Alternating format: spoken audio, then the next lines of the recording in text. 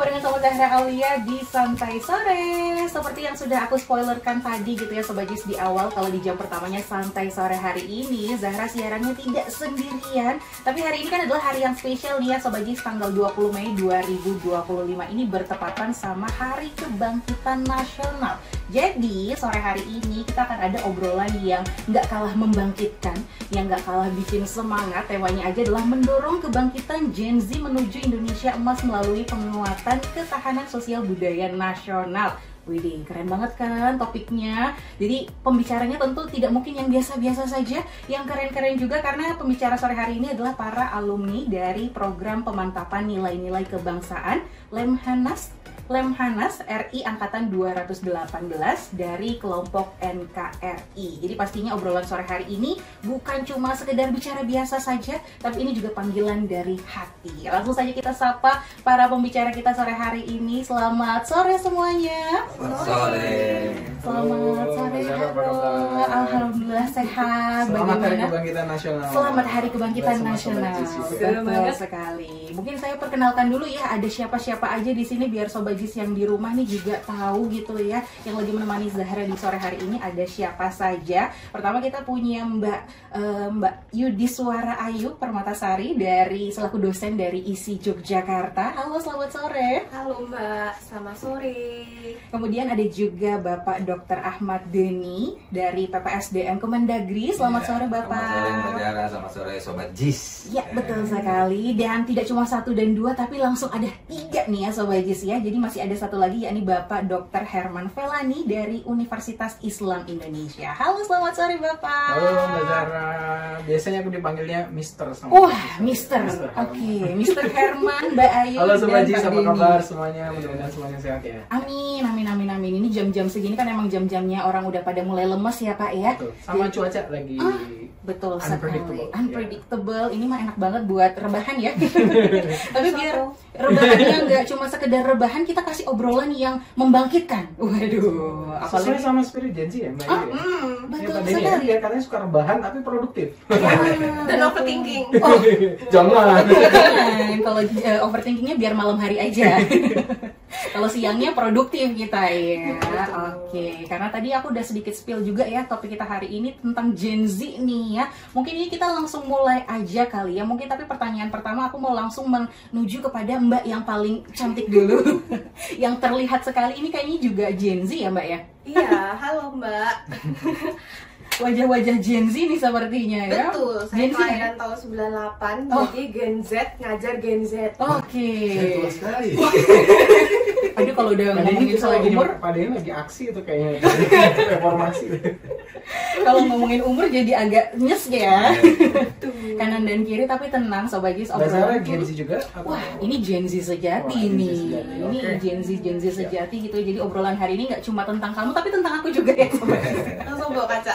Langsung membawa kaca karena relate sekali gitu ya. Nah, karena topik kita hari ini sedang membahas Gen Z gitu ya. Tadi ini aku juga sudah sempat nanya nih ya ke Sobat Jis, kalau satu kata yang menggambarkan Gen Z itu seperti apa sih? Karena kan Gen Z ini sering banget gitu ya dicemooh, ini mah generasi rebahan, generasi yang rada-rada gitu ya. Tapi kalau bisa kita lihat lagi gitu ya, di zaman sekarang Gen Z ini kan adalah generasi yang memang sekarang tuh sedang on power, sedang lagi produktifnya gitu ya, memang di umur-umur yang lagi produktif gitu. Jadi sebenarnya gimana sih mungkin Mbak Ayu gitu ya bisa menjelaskan strategi supaya Gen Z ini bisa menyongsong Indonesia Emas 2045 gitu. Gimana nih Mbak mungkin?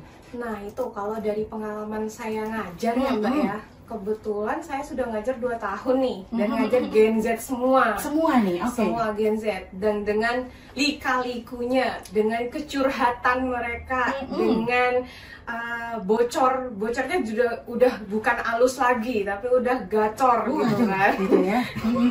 Kebetulan saya juga kan ngajar Pancasila dan KWN, jadi memang untuk pengembangan karakter mahasiswa kan. Jadi saya itu punya taktik sendiri untuk ngajar Mbak. Oh, oke. Saya tuh harus kenal, nggak harus kenal banget sama mahasiswa, tapi gimana cara saya untuk bisa ngobrol sama mereka face to face. Face to face, oke. Caranya Caranya? adalah waktu UTS Mm-mm. itu mereka ujian lisan. Oh, Pertanyaannya berkaitan dengan karakter pribadi. oke. Kayak misal nih, oke, misal Mbak Zahra gitu ya, mahasiswa. Halo Mbak Zahra, gimana? Sekarang ngekos atau tinggal di sini? Waduh, kok berasa lagi ujian ya Zahra Kayak ya? gitu. Jadi nanti dia akan ngalir cerita. Relate gitu ya Mbak ya? Relate. Oke, jadi Bagus tuh, kali ini bisa kita tiru. waduh, Bikin langsung mahasiswa dapat nyaman. inspirasi Iya. gitu ya. Oke, jadi harus mengenal lebih dekat sama mereka terlebih dahulu gitu ya. Baru nanti mereka gacor, ceritanya banyak. Jadi kita nggak kecolongan. Ada isu-isu kesehatan mental dan lain-lain, itu kita udah istilahnya tahu lah permukaannya itu seperti apa. Oke. Minimal dosen kalau ada nih, wah kayaknya ini anak ada tanda-tanda nih. Waduh, tanda-tanda apa nih? Iya. Itu nanti kita langsung obrolkan dengan kaprodinya atau dengan dosen yang ada di fakultas tersebut. Jadi memang langsung ke tanganan. Oke, jadi harus mengenal dulu mahasiswanya gitu ya. Itu adalah salah satu taktik yang dipakai sama Mbak Ayu gitu ya, supaya bisa menjelaskan lebih, mengenal lebih dekat gitu sama mahasiswanya. Oke, tapi kalau kita ngomongin soal Gen Z gitu ya, Gen Z ini kan adalah paling banyak sekarang karena memang lagi usia-usia produktif kayak Zahra juga gitu ya. Tapi kalau di kampus gitu, apa sih mungkin challenge paling berat selain harus mengenal mereka? Mengenal perspektif mereka tentang Bu itu introvert Bu, jangan ditanyain Bu itu ekstrovert, tapi kan ini di kelas kita harus tetap apa ya, kayak mancing mereka untuk memberikan pendapat. Sedangkan kan yang introvert diajak gitu alasannya introvert gitu. Jadi kayak menurut saya itu kayak fixed mindset banget. Harusnya kita harus punya growth mindset untuk belajar. Jadi gimana caranya kita tetap mancing-mancing mereka nih. Ayo kamu tuh harus bisa tuh untuk berpikir berkembang. Bukan karena kamu introvert terus kamu nggak mau diem gitu ya. Oke, berarti challenge-nya adalah itu karena banyak yang masih terkotak-kotakan gitu ya sama introvert extrovert gitu ya. Kebanyakan bahasa kan sekarang kayak misalnya love bombing ini itu. Jadi kayak segmentasinya tuh makin apa ya, kayak makin nggak jelas gitu loh Mbak. Jadi penasaran nih Mbak Zahra. Boleh nanya nih? Boleh. Maksudnya Mbak Zahra soalnya. Oh iya, boleh. Coba Denny, kita penasaran nih. Jadi kalau omongan Gen Z itu kebanyakan lebih ke personal, jadi yang introvert, extrovert dan lain-lain. Itu kok bisa diajak ngomong negara nggak? Bisa ngomong tentang isu bangsa nggak? Bisa nggak? Itu yang tricky banget Pak, karena memang mereka itu harus direfleksikan terhadap dirinya sendiri. Misal wawasan Nusantara, kita harus membawa negara itu dalam lingkup dirinya sendiri. Bayangkan dirimu menjadi sebuah negara. Kalau kamu dapat serangan dari teman kamu, dicubit, kamu marah nggak? Harusnya marah nggak? Ya tergantung Bu siapa yang nyubit lah. Kayak pemain role model ya. Iya, betul. Role play. Tapi kan mereka juga dalam tanda kutip kadang-kadang pura-pura kritis ya. Kalau giliran, ya kita tahu kan sekarang ada tren, ada tagar Indonesia gelap, kabur aja dulu kan, itu kan ekspresi ya. Itu Pernah tuh saya tuh. Nah, gimana? Ditanya sama Gen Z. Pak, menurut Bapak gimana Pak? Ada lagi viral nih Pak, kabur aja dulu. Bapak setuju nggak? Ada anak Gen Z magang di kantor saya. Setuju nggak Pak? Saya tidak setuju. Kalimatnya bukan kabur saja dulu, tapi tingkatkan potensi dulu. Setelah itu kalian bisa menunjukkan potensi keluar, tapi jangan lupa negara kalian ada NKRI, balik lagi ke Indonesia. Jadi kalau narasinya kabur saya dulu tuh negatif. upgrade dulu ya. Upgrade dulu, diri dulu aja. baru selanjutnya terserah Anda gitu. Jadi kalau sudah Anda sudah pada upgrade, kalian bisa menciptakan dunia pekerjaan baru di sini dan tidak harus keluar negeri gitu. Oke, jadi meskipun Gen Z ini ibaratnya bahasanya sulit, apalagi banyak bahasa baru gitu ya, mereka istilahnya banyak banget, tapi mereka juga di satu sisi punya sisi yang kritis juga gitu ya. Jadi kenapa setiap mereka itu berpendapat, kita tuh harus nanya, kenapa kamu berpikir seperti itu? Apa yang melatar belakangi kamu bilang kayak gitu? Melihat dari sudut pandang mereka juga ya.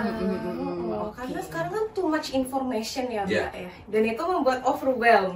Have to be filtered. Nah, terus kita kadang Gen Z juga nggak mau lihat HP, tiba-tiba naik gunung, tiba-tiba maraton.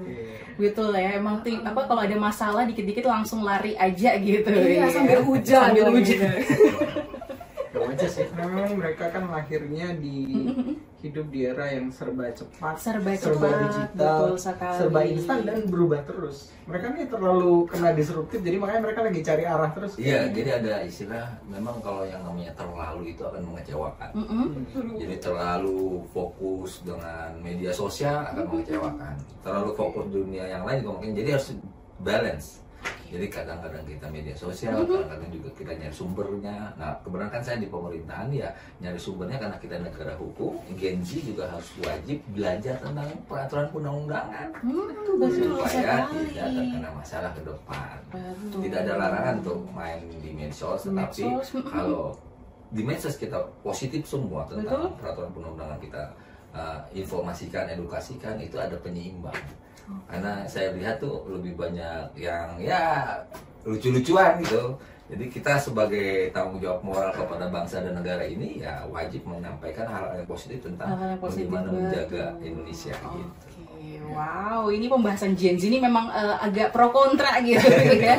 Banyak sekali yang bisa kita explore lebih dalam, tapi mungkin harus ditahan dulu ya Bapak Mbak sekalian ya. Kita ketemu dulu mungkin sama 1-2 lagu berikut ini, nanti kita kembali lagi. Jadi jangan kemana-mana ya Sobat J, stay tune barengan sama Zahra Aulia di Santai Sore.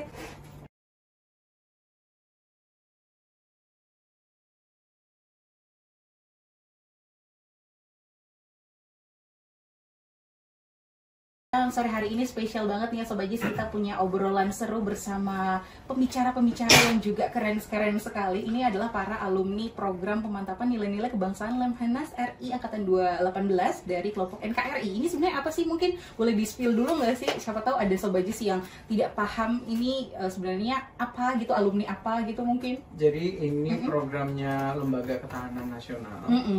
Milik negara yang langsung bertanggung jawab ke presiden. Itu kami waktu itu menjadi peserta pelatihan training of trainers untuk pemantapan nilai-nilai kebangsaan. Program ini memang salah satu yang utama yang kita perlu promote adalah menguatkan 4 konsensus dasar bangsa Indonesia, Pancasila, Undang-Undang Dasar 45, kemudian NKRI dan juga Bhinneka Tunggal Ika. Dan kebetulan itu jadi nama-nama kelompok kita juga ya. Sama itu. Jadi ada kelompok Pancasila, UUD 45, NKRI. Makanya ini kelompok NKRI gitu ya. Ya, tapi ini ceritanya kita lagi mewakili teman-teman semua nih. Oke. Harapannya bisa nanti kerja bareng Jis lagi sama Mbak Zara lagi ya.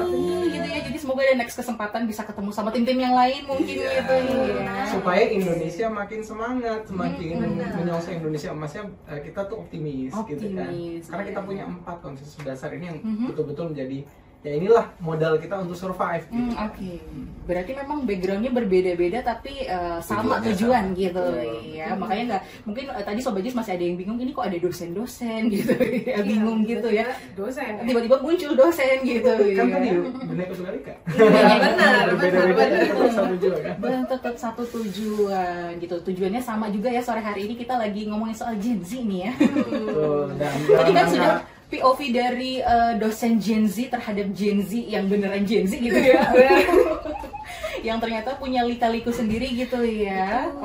Nah sekarang kalau dari POV pemerintahan, kita langsung ngajakin ke POV pemerintahan dulu nih. Nah kalau misalkan Gen Z itu gimana sih? Kan biasanya kayak tadi ya udah dicontohkan bahwa banyak hashtag gitu ya yang bermain di sosial media. Tapi kan kadang kita juga tidak bisa memungkiri bahwa sosial media ini kadang ada aja gitu ya orang-orang yang mungkin lempar batu sembunyi tangan gitu ya. Berbicara tapi habis itu ya udah hilang aja gitu. Namanya juga bersembunyi di balik sosial media. Nah kalau dari Pak Ahmad Denny betul ya Mbak. Saya Ahmad Denny, biasa dipanggil Coach Denny. Coach Denny. Bukan Coach Kota He. Bukan nama Denny ya. Iya, jadi kalau saya berharap banget karena kami ya udah generasi X ya. Oh iya betul. Lahiran 2005 generasi X kalau nggak salah ya. Ya, jadi berharap Gen Z itu perlu mengetahui ilmu tentang sistem pemerintahan. Supaya apa? Supaya mereka itu bisa meningkatkan kesadaran dan partisipasi politiknya, sehingga mereka tidak hanya menerima komunikasi satu arah.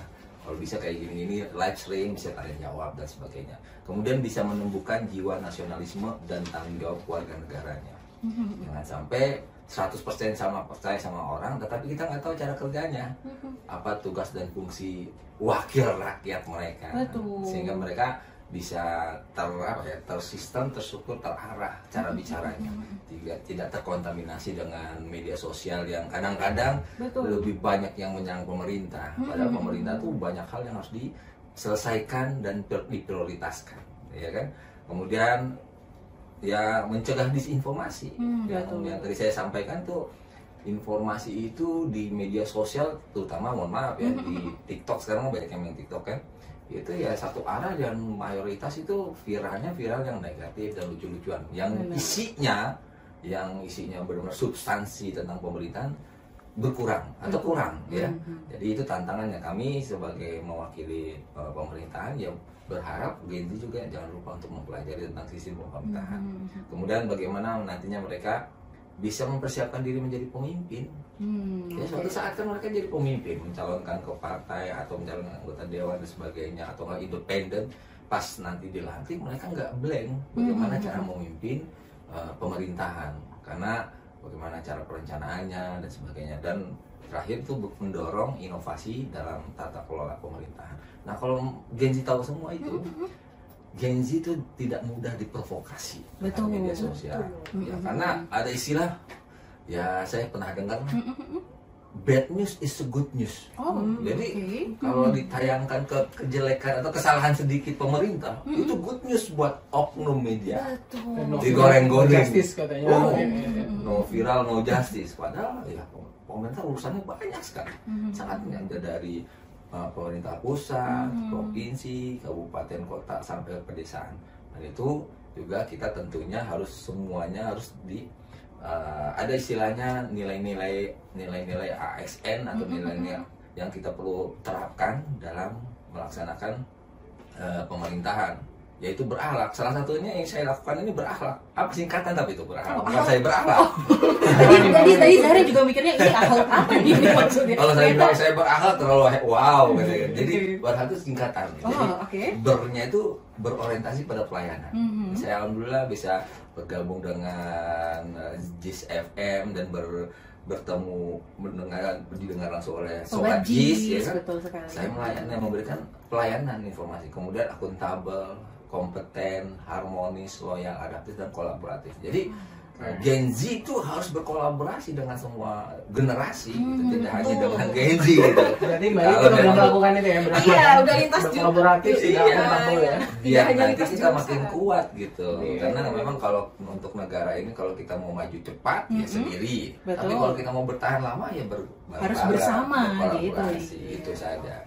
Saya harap Gen Z yuk sama-sama memahami pemerintah sambil kuliah, sambil memahami, sehingga pada saat nanti lulus ya banyak peluang yang bisa membantu pemerintah. Growth mindset ya Pak. Ya, growth mindset. Ini menarik nih Mbak Deni, karena Mbak Deni tadi Pak Deni tadi bilang apa namanya, harus punya knowledge. Masalahnya, ini saya sekalian mau konfirmasi nih Mbak Deni kembali.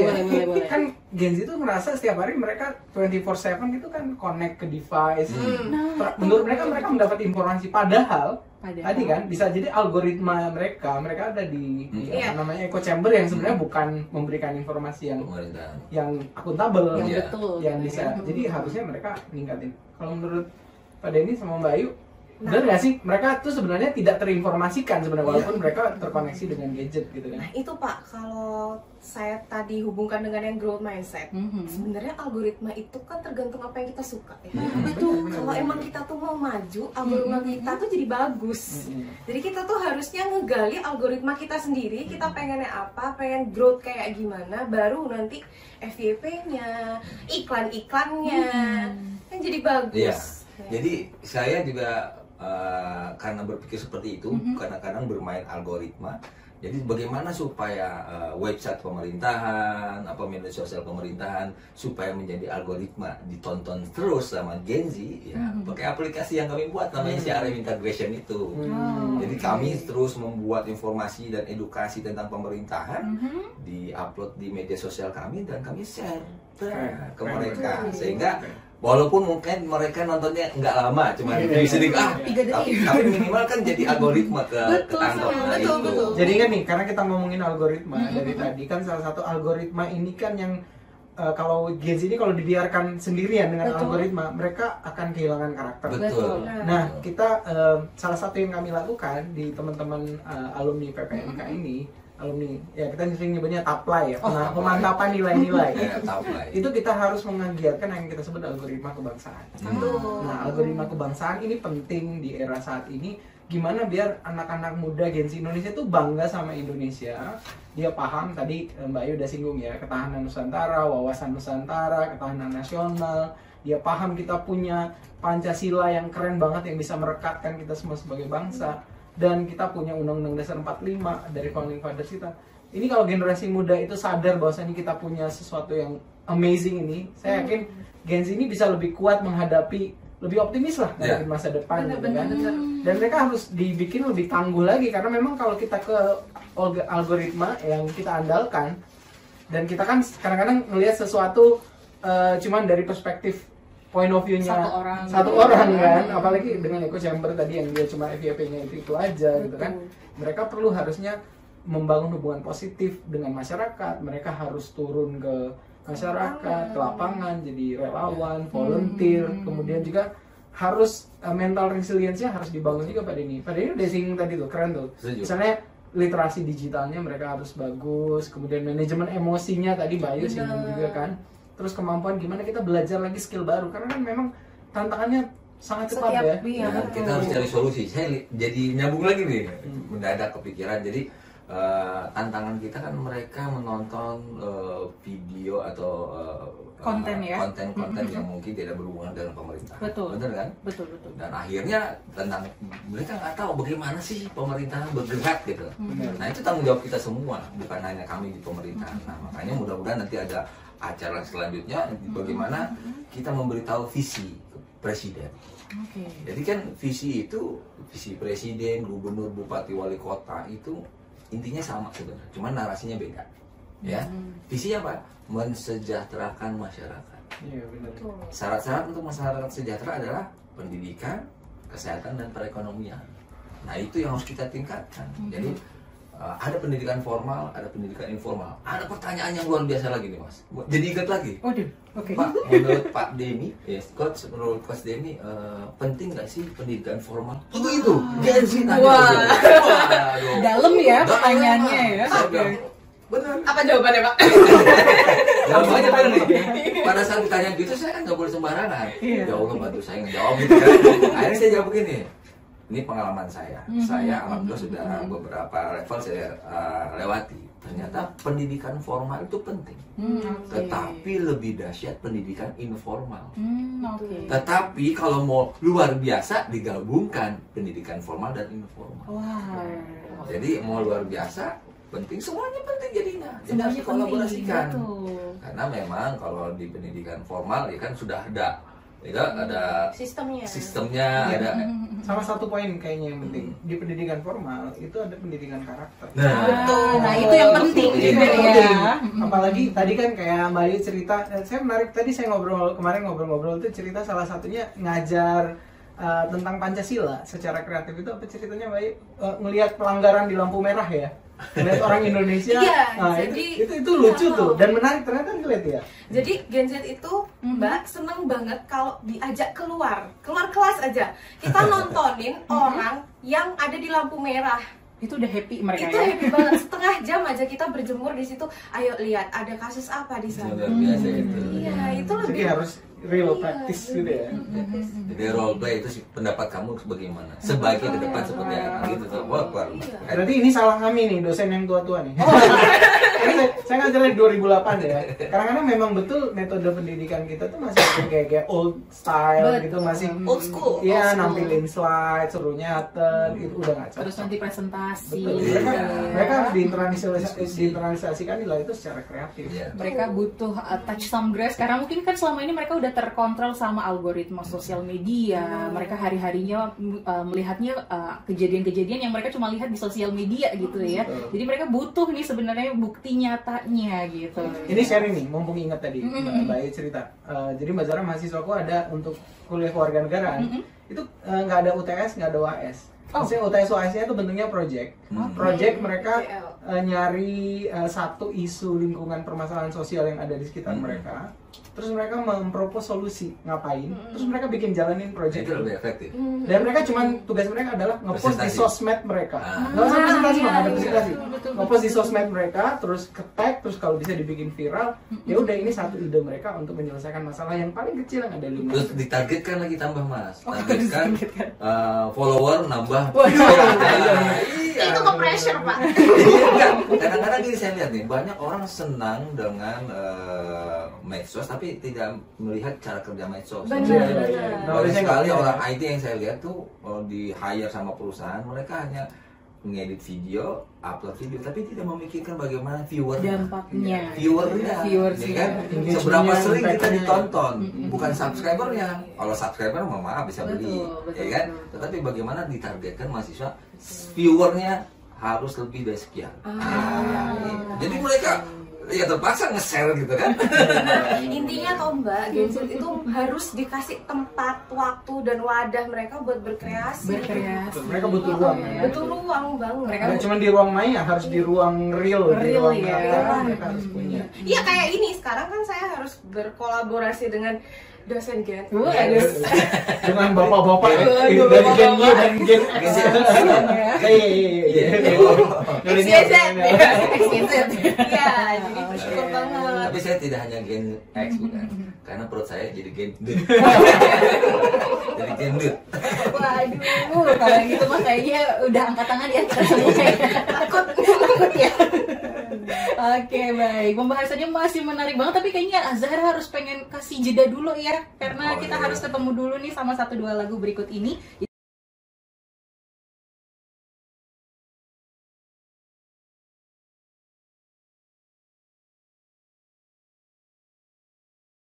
Zahra Aulia masih di sini Sobat Jis, masih nemenin kamu di Santai Sore dan masih ada juga nih obrolan seru seputar Gen Z bersama dosen-dosen keren kita dan juga Coach Denny. Wih, ini aku manggilnya Coach Denny aja nih sekarang ya biar lebih keren gitu ya. Guru-guru sebenarnya kita nih. Oh, guru-guru. Pendidik, edukator.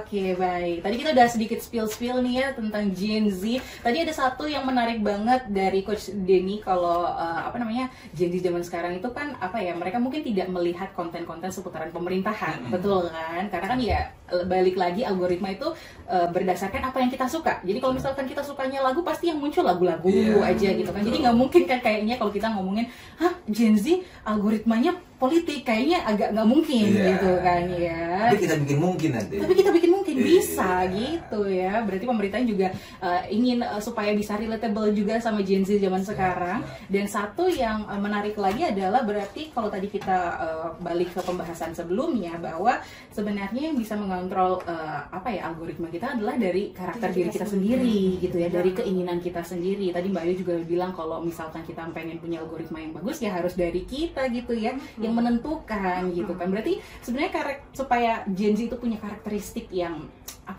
yang kuat, yang sesuai, itu sebenarnya gimana sih? Mungkin bisa dikasih share atau mungkin bisa jadi pesan-pesan juga kali ya buat Sobat Jis gitu ya. Mungkin teman-teman Gen Z di luar sana harus seperti apa sih?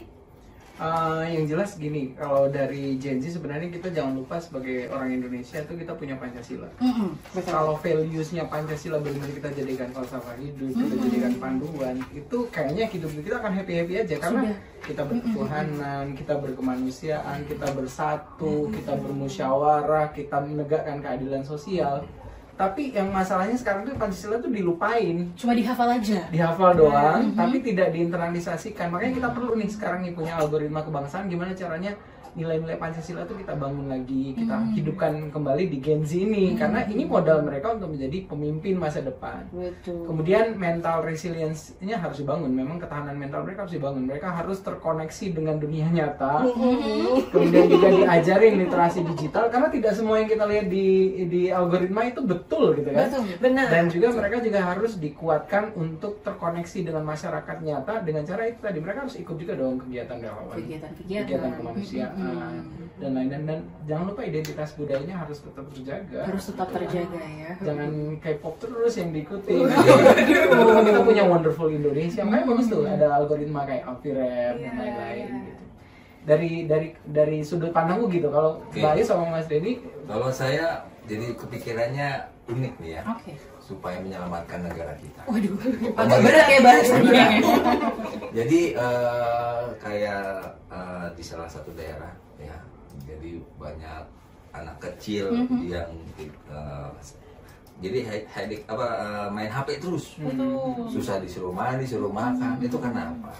Ya karena dibiarkan sama orang tuanya. Jadi saya titip pesan sama para Gen Z sampaikan kepada orang tua kalian, sobat JIS ya, tolong jangan biarkan HP orang tua dimainin atau dipegang oleh adik kalian yang masih bayi.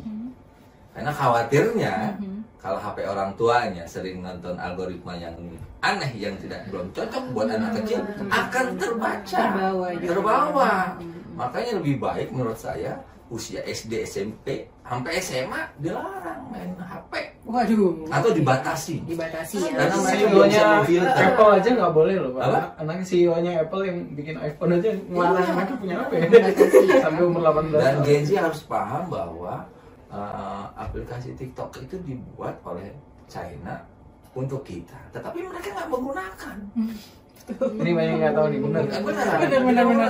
Mereka TikTok membuat kita terlena, senang-senang, tetapi kita tidak upgrade diri kita. Scroll up, scroll down, scroll up, scroll, seperti narkoba jadinya, kecanduan. Dopamin. Nah itu yang harus dilarang SD, SMP, SMA. Jadi sekali lagi ingatkan mama papa Gen Z di rumah, jangan kasih HP ibunya, orang tuanya dipegang sama adiknya. Khawatirnya bapak ibunya sering lihat algoritma yang negatif atau lucu-lucuan tertanam ke anak-anak kecil itu saja. Apalagi masih di umur yang sangat muda gitu kan, masih sangat terbawa ya. Jadi ini juga pemahaman buat kamu yang para Gen Z, karena kan para Gen Z sekarang juga sudah banyak yang jadi ibu, jadi orang tua gitu ya. Karena kayaknya kalau kasih tahu orang tua yang lebih tua lagi kayaknya mungkin udah susah gitu ya. Jadi ini jadi pemahaman buat Gen Z yang mungkin sekarang akan memulai parenting ke depannya gitu ya. Lebih bijak. Malah saya bisa bilang ekstrim ya, orang tua Gen Z atau orang tua yang memberikan HP media sosial ke putra-putrinya yang masih balita itu membunuh perlahan dan pasti. Entah itu membunuh karakter, membunuh kreativitasnya. Betul. Nah, itu ya yang mungkin bisa saling mengingatkan. Oke, kalau dari Mbak Ayu gimana Mbak? Iya, percaya sama diri kita sendiri. Percaya sama diri kita sendiri ya. Pertama, iya, karena kebanyakan generasi Z yang saya temui, mereka milih baju aja masih bingung. Karena biasa dipilihin sama orang tuanya. Nah, iya itu. Nah, jadi untuk memutuskan. Atau takut dijudge ya. Nah, iya. Overthinking, takut dijudge waktu muncul di sosmed dan lain-lain gitu. Betul. Nggak out of the ini ya, nggak update gitu ya. Benar. Jadi kayak takut omongan orang, takut ini, takut itu. Jadi nggak percaya sama dirinya sendiri, akhirnya nggak pede dan ini itu. Termasuk untuk memilih algoritma. Karena algoritma itu sendiri kan, nanti kalau misalnya aku tonton ini masuk ke algoritma teman aku jadi tahu loh aku senengannya ini. Memang begitu. Iya, Cara kerjanya benar. begitu. Jadi kayak itu tuh bikin pola sendiri aja dulu di dalam diri, bentengin diri dulu, Membentengi diri sendiri dulu gitu ya. menguatkan dulu karakter kita masing-masing, baru deh kita action hidup in real life, in online life. in live juga gitu ya. Apalagi ini Gen Z masalahnya sekarang udah juga mulai habis ini kan ada Gen Alpha ya. Gen Alpha ini juga lebih sepertinya akan mengkhawatirkan. Anakku Gen Alpha nih. Gen dan emang Alpha betul, ini. emang harus kata apa Denny tadi udah sepakat banget. Kita yang ngatur gitu. Harus dicegah Jangan sampai ya. apa orang tuanya dipegang sama anaknya. Oke, karena kalau perubahan seperti itu kan cepat sekali gitu ya, apalagi algoritma ini benar-benar beberapa detik aja bisa langsung mempengaruhi. Bisa terbentuk gitu, pola. langsung terbentuk pola yang baru lagi. Jadi bener banget kita harus membentengi diri sendiri dulu. Terus juga Pancasila, tolong ya teman-teman Gen Z jangan cuma dihafalkan saja gitu ya. Sebenarnya Pancasila itu kan kita udah belajar dari SD banget nih ya. Gitu Dan ya. 3 yang lain, jangan lupa kita punya Undang-Undang Dasar 45, referensinya ke sana kalau mau lihat aturan gitu kan. Kemudian jangan lupa juga kita punya Negara Kesatuan Republik Indonesia. Jadi nggak usah punya ide aneh-aneh. Misalnya kita negaranya ganti nih jadi ini Mengikut gitu yang kan. mana-mana gitu gitu ya. ya. Dan sepakat bahwa kita tuh bineka. Kita tuh beragam. Jangan sampai kita harus diseragamin gitu kan. Karena memang Indonesia itu dari lahirnya kita sepakat untuk jadi bangsa yang benar-benar majemuk, Bineka plural Tunggal ya. Ika. Jangan dianggap itu hanya objek ya Pak ya. Oke. Itu juga kita gitu. Mhm. Jadi kan dia itu adalah kita. Oke. Bayangkan kalau negara kita sakit, ya bayangin kalau diri kita sakit kayak mana. Iya ya. Oh. Oke, baik. Berarti obrolan hari ini benar-benar sangat ngena nih ya Sobat Jis. Semoga sih harapannya dengan ada obrolan sore hari ini bisa membuka insight baru nih buat Sobat Jis di luar sana, entah itu yang Gen Z ataupun yang Gen Z sudah masuk ke fase-fase parenting nih ya, supaya lebih aware juga untuk generasi kedepannya gitu ya. Mungkin sebelum kita tutup segmen terakhir ini, karena kebetulan sudah terakhir saja nih ya. Seru banget, nggak kerasa ya? Nggak kerasa ya, Ternyata pengennya ngobrolin Gen Z ini seru, nggak bisa habis kayaknya. banyak yang bisa dieksplor Betul, gitu betul, ya. betul. Tapi mungkin boleh dong dikasih closing statement gitu ya dari masing-masing buat atau mungkin sekalian pesan aja kali ya, kalau closing statement kayaknya berat banget ya. Jadi mungkin pesan aja nih buat teman-teman Gen Z di rumah harus seperti apa ke depannya, monggo silahkan. Buat Gen Z, kalian yang akan memimpin di bangsa ini ke depan, terutama di harapan kita di Indonesia Emas 2045, tetap semangat, andalkan diri kalian sendiri. Berarti jangan lupa kalian punya 4 kekuatan super nih, super power. Kita punya Pancasila, Undang-Undang Dasar, kita punya NKRI, dan kita punya Bhinneka Tunggal Ika. Terus berharap pada Indonesia dan jangan menyerah. Oke, next dari Gen Z untuk Gen Z, kita percaya sama kita sendiri, terutama generasi Z ya, untuk terus punya growth mindset, punya kepercayaan diri, percaya sama diri kita bahwa kita bisa menghadapi dunia ya, meskipun tidur siang dulu atau mie ayam dulu, Ngopi dulu atau ya. ngopi dulu. Jangan sampai diatur algoritma. Jangan mau disetir algoritma gitu. Benar. Ya. Oke, dari Coach Dini, waduh. Dari saya, dari sisi pemerintahan nih, saya berharap yuk kita cintai, sayangi negara kita NKRI ini dengan cara mempelajari tentang pemerintahan. Kemudian ada 3 yang harus saya selalu ingatkan. Kita punya integritas, kita punya kecerdasan, dan kita punya energi. Kenapa integritas pertama, kecerdasan kedua? Karena kalau kita nggak punya integritas, kecerdasan kita menghancurkan negara ini. Betul. Oke, mudah-mudahan generasi Z, terutama Sobat Jis ini, itu punya integritas, kemudian kecerdasan, dan yuk kita energi kita positif buat membangun negara ini. Oke, baik. Nice. Penutup yang sangat nice gitu ya. Saya bijaknya jam segini aja. Tapi kalau lewat Udah beda orang ya. Thank you banget ya Mbak Zara dan Sobat Jis yang udah dengerin Terima kasih Sobat Jis. Baik, terima kasih banyak kepada Mbak Ayu, terus juga Coach Denny, Terima kasih, dan Mbak. juga Mr. Herman sudah berbagi pengalaman seru ini ya bersama Sobat Jis hari ini. Kita tunggu kedatangan berikutnya mungkin bersama teman-teman yang lain dengan topik-topik yang lebih seru lainnya. Baik, terima kasih banyak dan sampai jumpa lagi. Sampai jumpa. Terima kasih banyak Sobat Jis.